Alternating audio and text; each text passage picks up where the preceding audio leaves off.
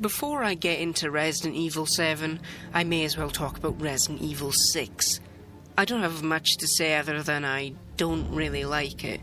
The heavier focus on action primarily started in Resident Evil 4, but both that and 5 still managed to be legitimately scary in some places, like the castle in RE4 and the Kijuju chapters in RE5. But Resident Evil 6 just fails completely. It's too easy, I felt no challenge, I didn't care for any of the characters, despite most of them returning from past games. Who the hell is Jake? As an action game, it's dull and unoriginal. I can't seem to last 5 minutes without becoming exceptionally bored with it. Graphically, it's inferior to Resident Evil 5, as it lacks a great deal of the really realistic post-processing effects featured in that game. I mean, it's impressive just how much crap gets thrown at you. The amount of detail in the opening 5 minutes is like staggering, but seriously, it's one of the most ridiculous and overblown things I've ever seen in any game ever. It's dull, unoriginal, and completely and utterly fails as a Resident Evil game. But 4 years later, interest in the series returned after the surprise showing of the new Resident Evil 7 at E3 2016. I remember seeing the E3 showcase and then downloading the demo on the PS4 and getting really excited. It was easily the best thing that was shown that year at E3 for me, and I was totally ready to get the game when it came out in January of the next year. But I sort of forgot. I decided to wait until I got PSVR, which was almost a full 3 years after it came out. Resident Evil 7 is the best VR game available on consoles. Well, only the PS4. Well, then it's the best PSVR game available. Whenever I hear people say that there haven't been any games that have been worth playing on VR until the release of Half-Life Alyx back in March, I always wonder why Resident Evil 7 doesn't get that much attention at all. The game in VR is one of the, if not the scariest gaming experience I've ever had. In the early hours of the game when you're being chased by Jack Baker, it looked just like some big scary guy was chasing after me. It also shoves the gross shit right in your face. The graphics in Resident Evil 7 are amazing. The amount of detail in practically everything is incredible. It was easily the best looking game available at the time of its release, only topped by the 2 new Resident Evil remakes we've been getting in the past couple of years. Though it's a shame there isn't any motion blur effect, at least on consoles I think. I might have seen some on the PC. Obviously I wouldn't want motion blur when in VR, but the option would have been nice. But there's enough impressive graphics on display that more than make up for it. Primarily, the realistic depth of field which is seen when aiming your guns, with specific parts being out of focus, worked the exact same way it does in real life when holding something in the same way. It's really impressive. It's mind-blowing. I've never seen it done in any other game since. However, playing in VR isn't perfect. Yes, it's probably the best and most scary way to play the game, but I found it too difficult to see and find items. It doesn't come as a surprise that there is an item that highlights nearby objects, allowing you to find them easily. And yes, it can make you sick. I know people who can't last 5 minutes on the game, but I personally didn't think it was that bad. The longest I've went is like an hour, maybe an hour and a half, but I did feel sick on occasion, like after the first boss fight with Jack in the garage. I don't know whether it was a combination of stress, or whether whatever I was doing in the fight made me feel physically ill. I ended up not playing the whole game in VR, as it took me 2 weeks just to rack up only 3 hours in the game, so I made the sad decision just to play the game in the standard flat screen. But along with the addition of VR, Resident Evil was about to see what could be the biggest gameplay shift the series had ever seen, ever. Resident Evil began life as a game that utilised fixed camera angles with tank controls that featured no strafing whatsoever. This approach lasted all the way through the 3 original titles in the 90s and 2 spin-offs in the early 2000s.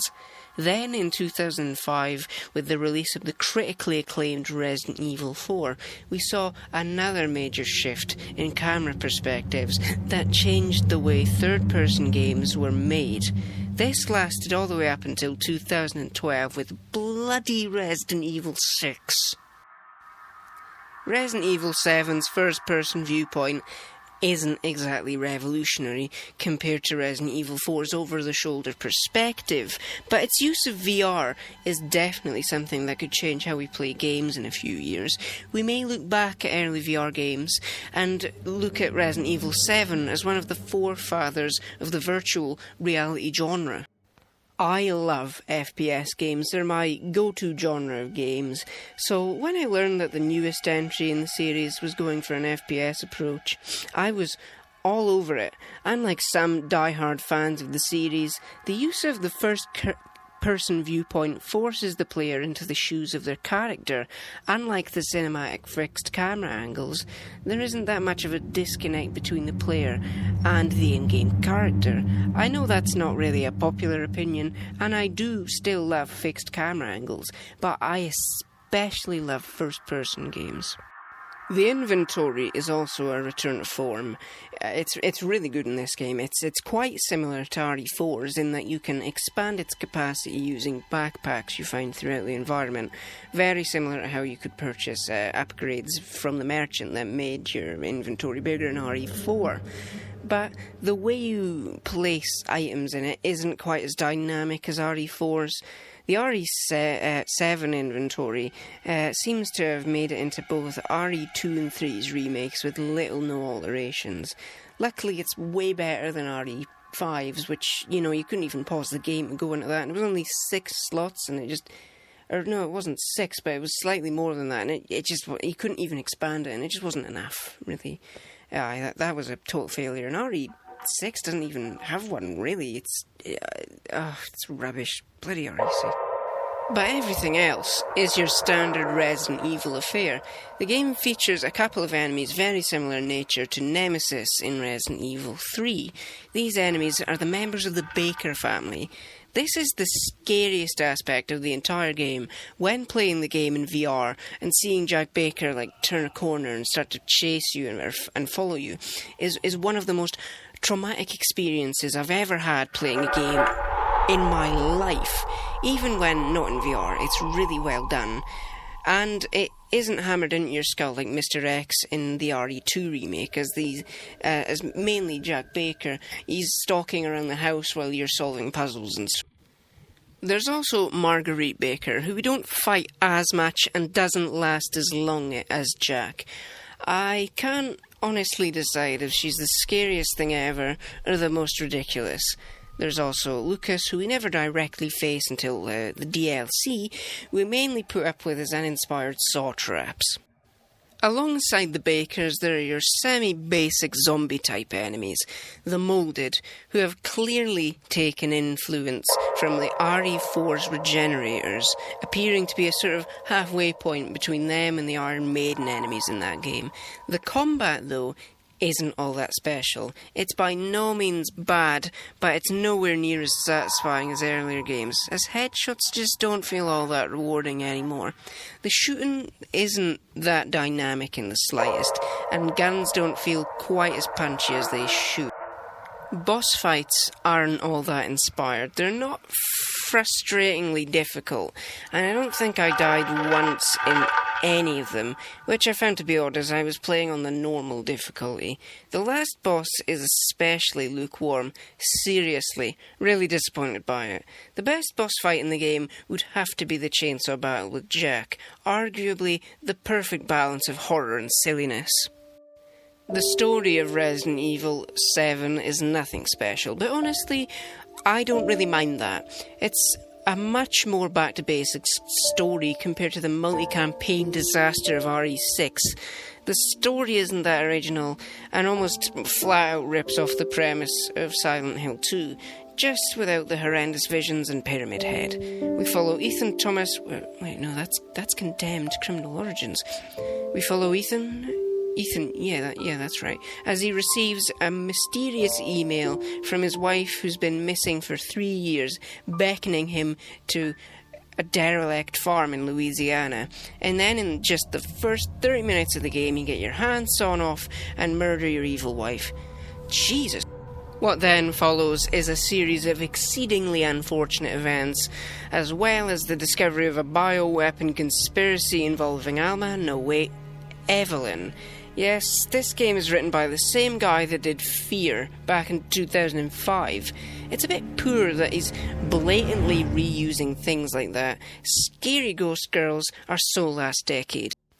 The game comes off as a sort of greatest hits of the Resident Evil franchise.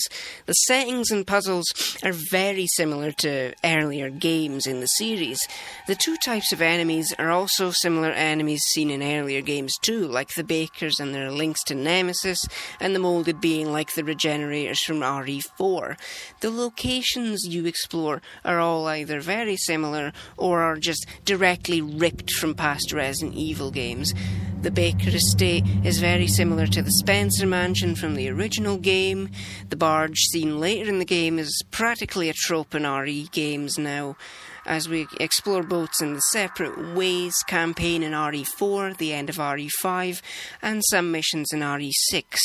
There are some mines at the end of RE7, which are also very similar to those found in RE4. I think they're salt mines too, because they look exactly the same as the one they used in Day of the Dead. The game also takes a great deal of influence from acclaimed horror movies like the Texas Chainsaw Massacre and the original Evil Dead. Both of these are two of my favourite films of all time. Hell, Evil Dead 2 is my favourite film of all time. Unfortunately, that also sneaks its way into the game too. Groovy! That's not groovy.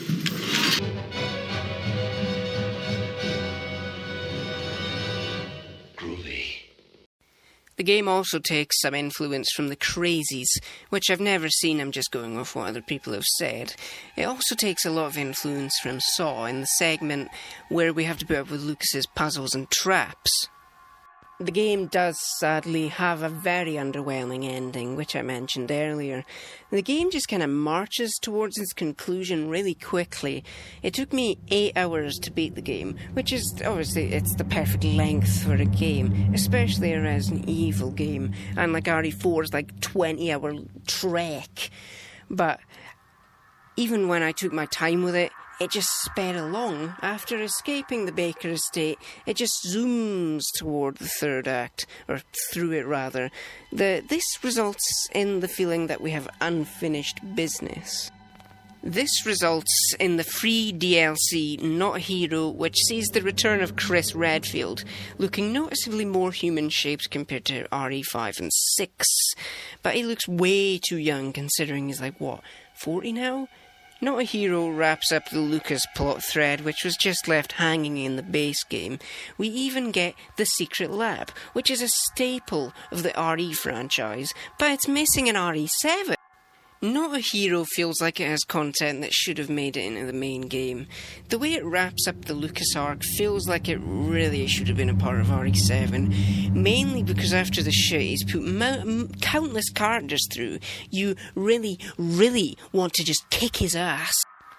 But this DLC was a welcome return to the RE lore that's been built up over the past 7 games. We have Umbrella, an expansion on how they've handled the aftermath of the Raccoon City incident, the BSAA return, as well as Chris Redfield. The story in Not a Hero is good, it's great, but it really should have been a part of the main game, for God's sake. I think the third act of RE7 needs a major restructure to allow Ethan to explore the lab, because it would have been really awesome. At least Not a Hero's free, so there isn't really any excuse not to play it. The writing is also a lot more like Resident Evil, quite a bit more like RE5, and this bit always gets a chuckle out of me. Tick-tock, Christopher! Tick-tock! Hi. You're gonna kill me, just kill me. For the love of God, shut the fuck up! Gameplay is also different in Not Hero, not by a long margin, but slightly, because despite Chris's more human proportions, he can still punch enemies to pieces. This ties into one of my favourite aspects of Resident Evil 7, Ethan. Ethan is a return to the everyman character, which hasn't really been in a Resident Evil game since RE2 and maybe the 2 Outbreak games, but they're spin-offs. The more relatable character allows for a more human story compared to the last 3 RE games. It's very similar to Resident Evil 2 in that it delves into characters and their relationships. It's also a nice change of pace considering almost every game in the series is focused around world domination. Resident Evil 7 is the best Resident Evil game since Nemesis in 1999. Everything about it just screams Resident Evil. It's like the perfect merge of both the Resident Evil remake and RE4. It's like a brilliant combination of both the fixed camera angle games and the over-the-shoulder ones to create this amazingly creepy and kinda heartbreaking first-person experience. It's an amazing game, and you owe it to yourself to play it, whether you're a fan of horror games or horror movies, and especially if you're a fan of the Resident Evil games. Thanks for watching, and I'll see you in the next review in the month of Resident Evil.